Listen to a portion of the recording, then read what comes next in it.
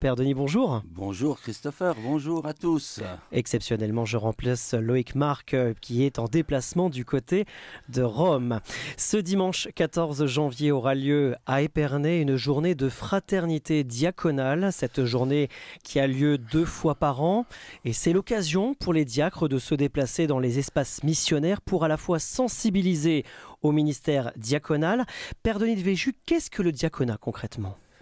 Le diaconat, c'est un ministère ordonné, voilà, comme le ministère de prêtre et d'évêque. Voilà, ça dit son importance dans l'Église, qui a été rétabli juste après Vatican II, qui avait pratiquement disparu parce qu'il n'existait plus le diaconat que comme une étape vers le presbytérat, en fait.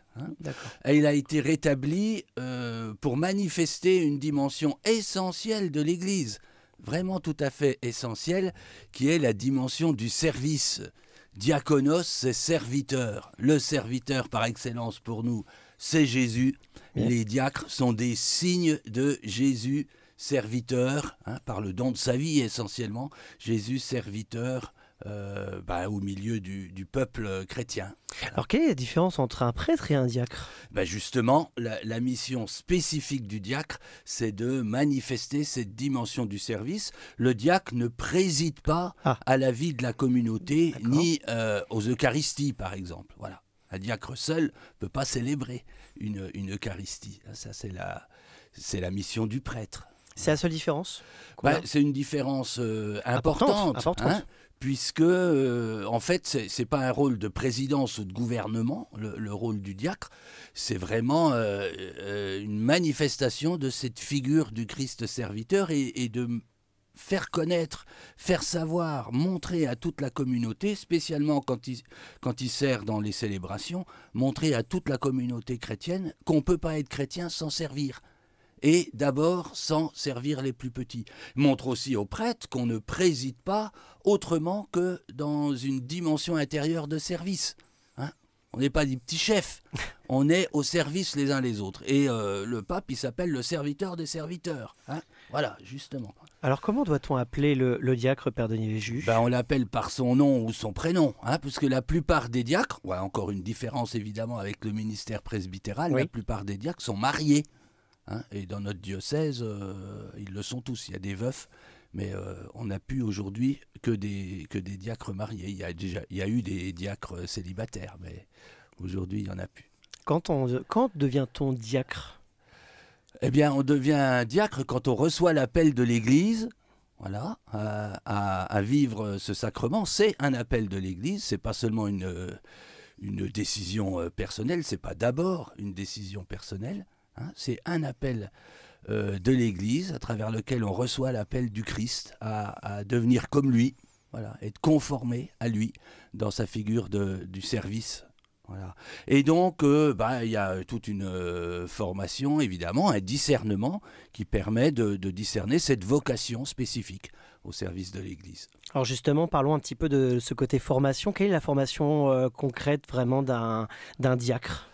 Alors, juste un mot pour dire où on en est, l'état du diaconat aujourd'hui. Il y a 16 diacres, mais il n'y en a que 12 qui résident et qui sont en service au diocèse de Châlons. Sur le diocèse de Châlons. Aujourd'hui 12, dont tous sont retraités. Oui. Voilà. Donc on a bien perçu l'urgence de relancer sur notre diocèse l'appel au diaconat, ce qu'on a fait.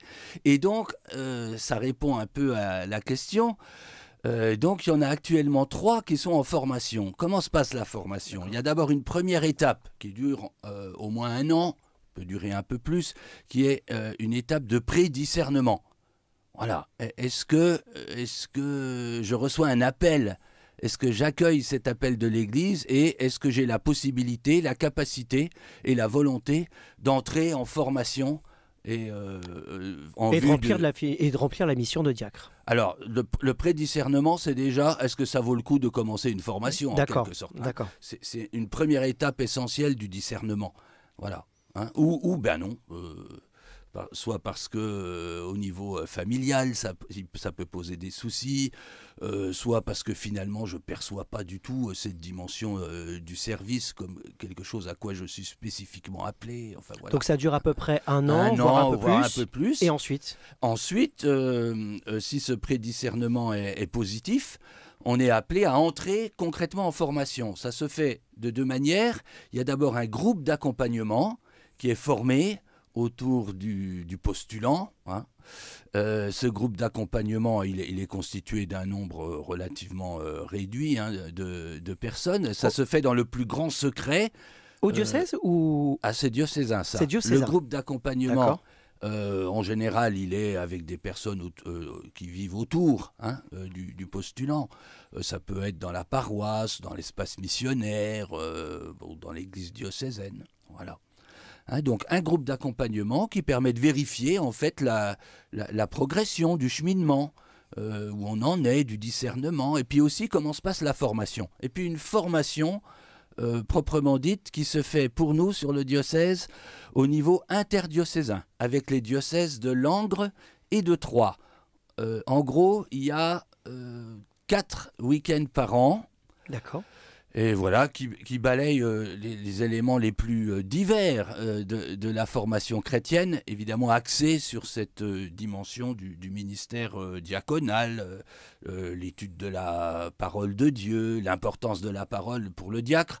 Le diacre, c'est celui qui proclame l'évangile. Donc évidemment, l'annonce de la parole de Dieu, c'est central dans la mission du diacre.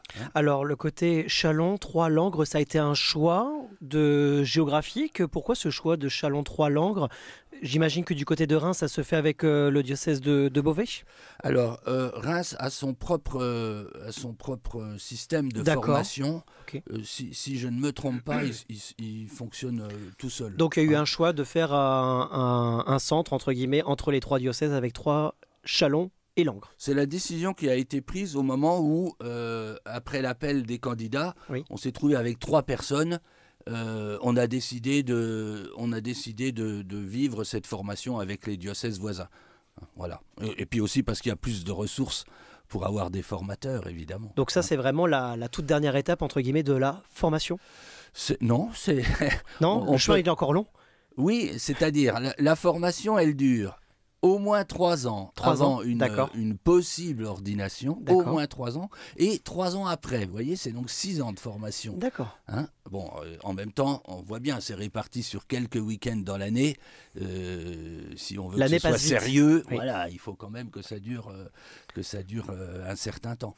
D'où l'urgence de cet appel que vous faites avec le diocèse de Châlons et cette rencontre, cette journée, dimanche 14 janvier, qui aura lieu à Épernay, donc une journée de fraternité diaconale, qui aura lieu également cette célébration que vous présiderez, le Père Denis Véju, en tant qu'administrateur diocésain. On change de sujet, on peut dire ça, dans ce rendez-vous Épiscorama sur RCF, toujours avec vous, Père Denis Véju, puisque le jeudi 18 janvier prochain se tiendra à la salle Odette Prévost à l'Épine une formation organisée par le Père Jacques Versinger de 9h30 à 16h30. Il sera accompagné dans cette réflexion par Johann Glenner, un rendez-vous qu'on retrouve assez souvent tout au long de l'année au sein de notre diocèse. Père Denis Véju, quel est l'objectif concrètement de cette journée de formation ? Alors déjà, ça s'inscrit effectivement dans un ensemble de formations qu'on appelait les 3 jeudis de l'Épine. Alors c'est pas forcément un jeudi, la dernière avait lieu un mardi. C'était l'exception. Par exemple, voilà. L'idée, c'est d'offrir tout spécialement aux acteurs les plus engagés, c'est par exemple les prêtres, les diacres, les membres des équipes des conduites, les adjointes de doyens, les laïcs en mission ecclésiale, offrir une formation permanente en quelque sorte. Donc à tous les acteurs diocésains, on peut le dire. Oui, et ça peut même être plus large. Oui. Par exemple, jeudi prochain, ça traite de la doctrine sociale de l'Église. Donc c'est toute la dimension en particulier du service des personnes en situation de précarité, de fragilité. Il y aura un accent qui sera mis jeudi prochain sur la pastorale des migrants, l'accueil des migrants. Ben voilà, donc il n'y a pas que les personnes que j'ai citées qui sont qui sont en situation par rapport à cette question. Évidemment, c'est beaucoup plus large. Et donc, c'est pour moi l'occasion d'inviter le plus de diocésains possible à participer à ces formations, des intervenants de très grande qualité. On a déjà pu le constater lors de la dernière formation, c'est encore le cas jeudi prochain.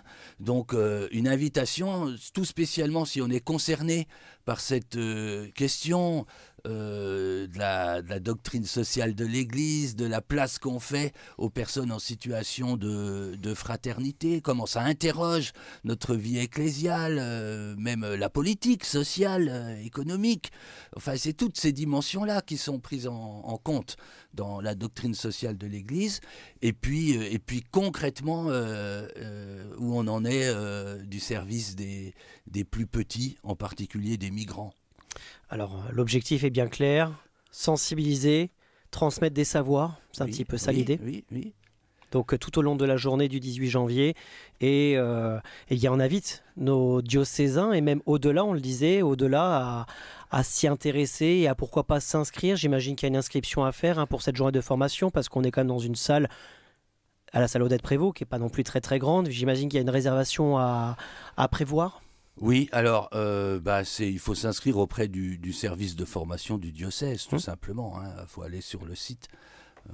Voilà. En tout cas, je suis content de mettre en valeur cet effort de formation et d'inviter largement, en particulier les personnes qui sont concernées par les thèmes, les sujets proposés, à y participer. Notamment ce thème. Oui. Le thème de doctrine sociale de l'Église, jeudi 18 janvier prochain à la salle Odette-Prévost à l'Épine. Donc cette journée de formation qui se tiendra de 9h30 à 16h30. Pour plus d'informations, vous avez le site internet, n'hésitez pas à le consulter, chalon.catholique.fr. Père Denis Végum, merci beaucoup, administrateur du diocèse de Châlons, d'avoir pris ces quelques minutes aujourd'hui sur RCF. Merci à vous.